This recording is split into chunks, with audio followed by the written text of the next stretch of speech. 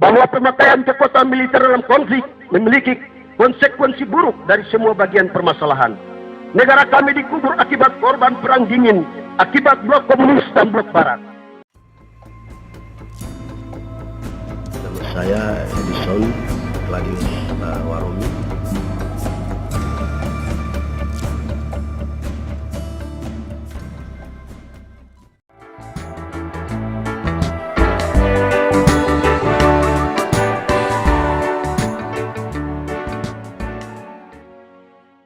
Saya meletakkan peradaban orang Papua. Sekalipun orang memiliki kepandaian tinggi, akal budi, dan marifat, tetapi tidak dapat memimpin bangsa ini. Bangsa ini akan bangkit dan memimpin dirinya sendiri. Pendeta Ishak Samuel Kede Aitumeri, 25 Oktober 1925. Jadi nubuatan ini digenapi pada Kongres Papua 3 17 Oktober sampai 19 Oktober 2011.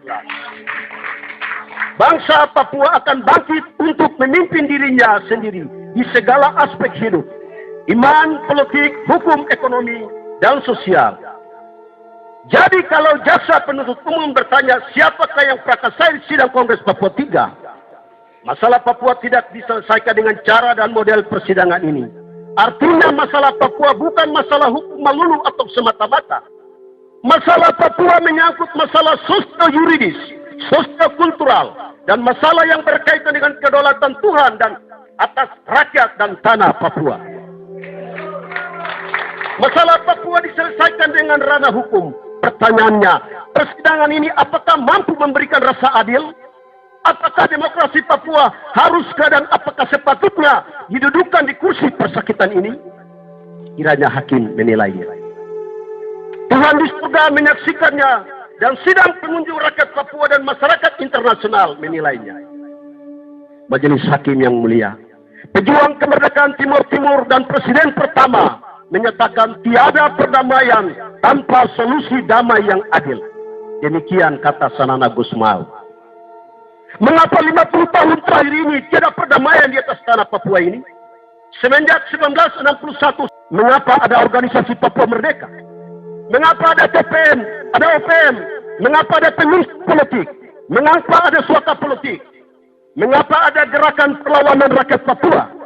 Karena solusi sebagai resolusi konflik atas status politik Papua Barat tidak memberikan rasa adil bagi pemilik dan mutlak orang asli Papua.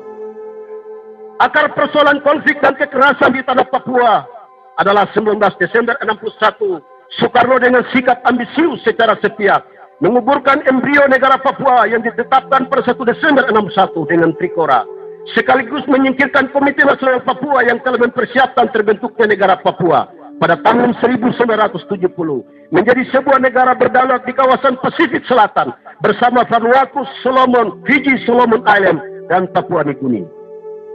Negara kami dikubur akibat korban perang dingin, akibat blok komunis dan blok barat. Hal ini dapat dilihat dari kilas balik sejarah politik Papua Barat, yaitu pada tanggal 2 April 62 Presiden John F. Kennedy mengirim surat kepada Perdana Menteri Belanda, Dr. J. de Quay, yang isinya secara pokok sebagai berikut. Bahwa pemakaian kekuatan militer dalam konflik memiliki konsekuensi buruk dari semua bagian permasalahan. Selanjutnya ditambahkan bahwa jika Angkatan Bersenjata Indonesia menyatakan perang total melawan Belanda, akan mengundang intervensi komunis, dan jika Indonesia berpaling pada komunisme dalam keadaan itu, seluruh posisi non-komunis di Vietnam, Thailand, dan Malaysia akan berada dalam bahaya besar. Ingatlah bahwa negara tersebut berada di wilayah di mana Amerika mempunyai komitmen dan beban terus. Oleh karena itu disarankan kepada Belanda untuk menarik diri dari wilayah dan menyerahkan kekuasaan atas West New Guinea kepada Indonesia.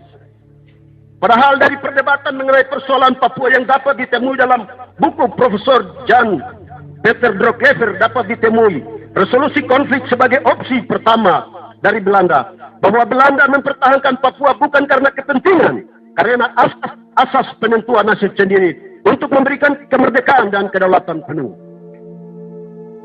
Dengan langkah de Quay untuk Papua, 1. Marinir infanteri Belanda dikirim ke Papua. 2. Pengiriman Karel Dorman bulan Mei 1960. 3. Membentuk Badan Pengelola Internasional dan Indonesia salah satu pengelola. juga akan tercipta pembagian kerja dalam pikiran Amtenar Papua pada Desember 1950.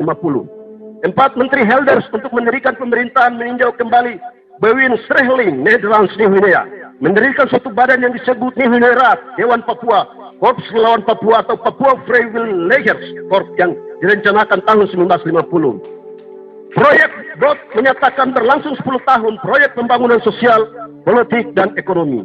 Langkah Dekwa yang juga sesuai dengan Canberra Agreement 6 Februari 47 yang ditandatangani Amerika, Belanda, Australia, dan New Zealand untuk pemberian kemerdekaan bagi bangsa-bangsa Pasifik Selatan yang dimulai dari Papua Barat tahun 70, PNJ 1975, Fiji, Vanuatu, Solomon Island. Dan sekarang negara-negara itu sudah merdeka, tinggal West Papua. Majelis Hakim yang mulia, apakah 50 tahun hak politik kami bangsa Papua terus diperdebatkan dan menambah daftar masalah dan penderitaan, atau penderitaan ini harus diakhiri?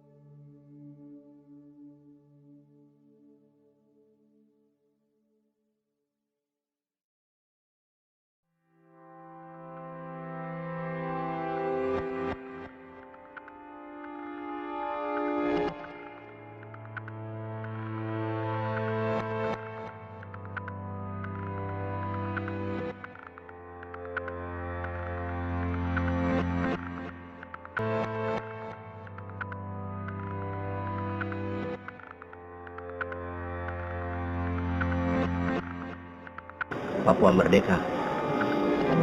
Papua harus merdeka. Karena kalau ada tahanan politik di Papua, itu berarti ada pelanggaran HAM yang sangat serius. Ada pembungkaman demokrasi dan human rights hak asasi di Papua. Kalau Nelson Mandela bisa 27 tahun penjara di Afrika Selatan merdeka, kenapa tidak Tuhan bisa lakukan itu untuk West Papua? Dan saya sangat yakin itu. Untuk mewujudkan sebuah negara Papua merdeka yang berdaulat demokratis di muka bumi di abad 21 ini, perlu ada pengakuan internasional sesuai dengan kriteria-kriteria ketatanegaraan. Dan deklarasi negara Papua Barat memenuhi kriteria untuk pengakuan sebuah negara berdaulat yang demokratis. Kalau dulu Australia memboikot Partai Buruh, Australia memboikot kapal-kapal dagang Belanda untuk masuk ke Papua sehingga Indonesia merdeka, kenapa Australia sekarang tidak harus buat itu? Sedangkan Indonesia mau merdeka dan Papua sekarang mau merdeka. Dan Australia harus lakukan itu. Saya merasa bahwa Australia tidak jujur, tidak adil. Karena dia mendukung Indonesia merdeka, dia boikot kapal-kapal dagang Belanda.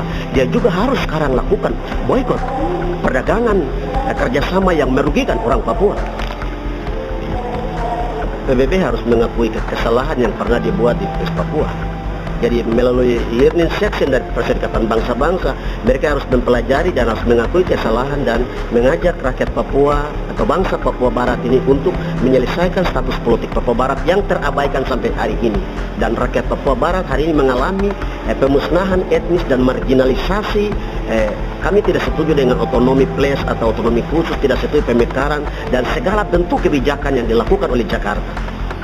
Internasional selalu bicara tentang keprihatinan, tapi mungkin status keprihatinan harus ditingkatkan menjadi action plan, tindakan nyata yang untuk bisa melindungi rakyat Papua Barat.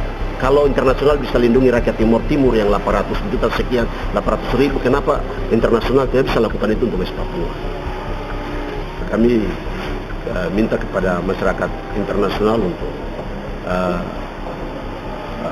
mendorong pengakuan pemerintah Australia dan negara-negara di Afrika, Karibia, Pasifik untuk mengakui negara federal Papua Barat yang merupakan lahir dari hasil aspirasi rakyat Papua sendiri. Terima kasih. Terima kasih. Salah satu political prisoner atau tahanan politik yang